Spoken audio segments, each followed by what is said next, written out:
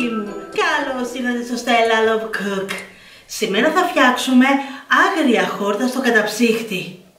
Πάμε να τα φτιάξουμε. Μαζέψαμε από το βουνό ωραία καταπληκτικά χόρτα. Βρήκαμε πικροράδικα, αλλά και κοκκινοράδικα. Φυσικά αν βρίσκαμε κι άλλα χόρτα, εννοείται θα τα μαζεύαμε. Εμείς δεν βρήκαμε και μαζέψαμε μόνο αυτά. Τώρα θα καθαρίσουμε τα χόρτα μας. Για εσάς που δεν ξέρετε πώς να καθαρίσετε τα χόρτα σας, θα σας δείξω αυτή τη στιγμή. Θα γυρίσετε το χόρτο σας από την ανάποδη πλευρά και με το μαχαίρι θα κόψετε τη ρίζα έξω-έξω. Όχι πολύ μέσα, γιατί θα σας διαλύσει. Με αυτόν τον τρόπο θα καθαρίσετε όλα τα χόρτα σας.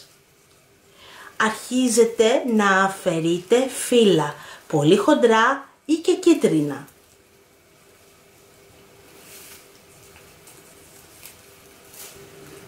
Κοιτάξτε πόσο ωραίο είναι. Δεν το έχουμε διαλύσει και έχουμε αφαιρέσει όλα τα περιτά που δεν χρειαζόμαστε. Κοιτάξτε το και από την καλή.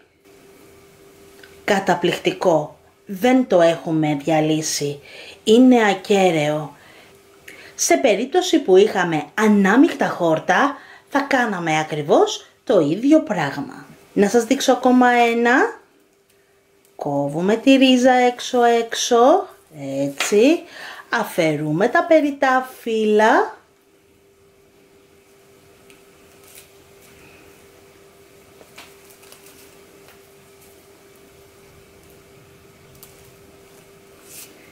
Έτσι.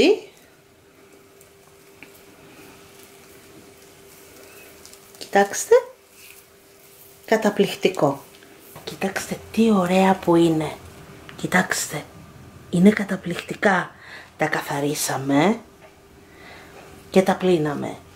Τα πλύναμε τόσο ώστε να είμαστε σίγουροι ότι δεν υπάρχει καθόλου χώμα. Ούτε στις ρίζες, μα ούτε και στα φύλλα. Ποιος είναι ο πιο σωστός τρόπος ώστε να πλύνουμε τα χόρτα μας? Θα τα αφήσουμε για μισή ώρα μέσα σε κρύο και άφθονο νερό, ώστε να μαλακώσουν όλα τα χώματα. Μετά θα ξεπλύνουμε τα χόρτα μας με κρύο και άφθονο νερό πάλι 3-4 φορές. Όχι στο ίδιο νερό, πάντα θα αλλάζουμε νερό. Όταν είμαστε σίγουροι ότι δεν έχουν πια άλλο χώμα, θα τα βάλουμε σε ένα σουρωτήρι και θα τα αφήσουμε να στραγγίσουν τουλάχιστον για 1 ώρα, ώστε να φύγουν όλα τα περιτά νερά που έχουν. Για ποιο λόγο δεν θα τα βράσουμε αμέσως και για ποιο λόγο θέλουμε να φύγουν όλα τα περιτά νερά? Ο λόγος είναι ο εξής. Θα κυτρινίσουν τα χόρτα μας και δεν θα έχουν ωραία όψη όταν τα βράσουμε. Και αυτό δεν το θέλουμε.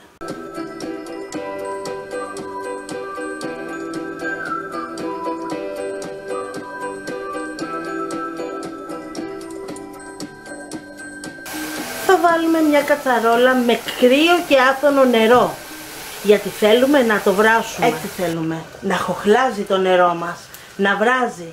Θα προσθέσουμε μέσα τα χόρτα μας.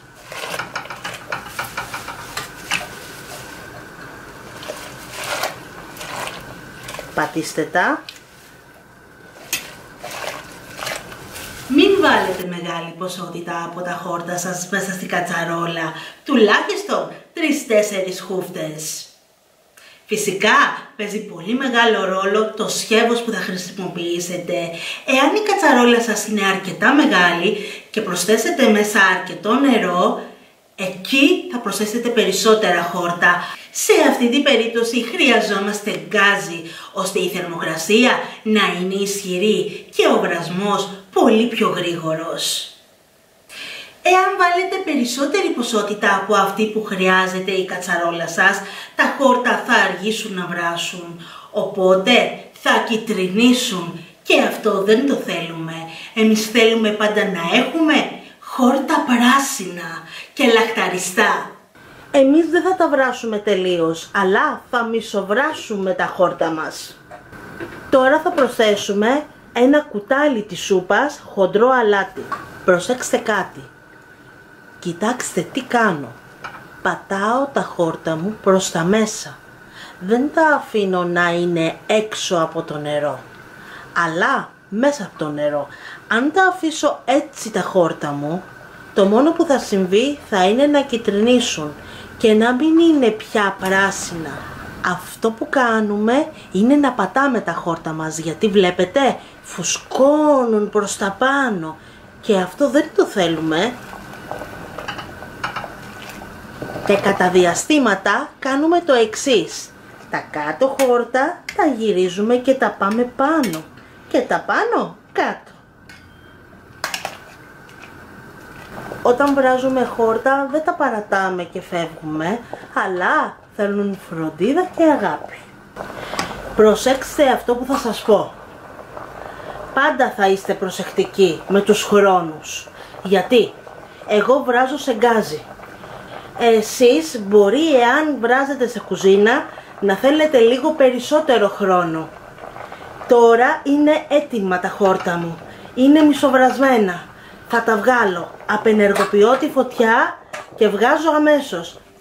Δεν θέλω περισσότερο να βράσουν. Κοιτάξτε πόσο ωραία είναι. Είναι πράσινα. Είναι καταπληκτικά.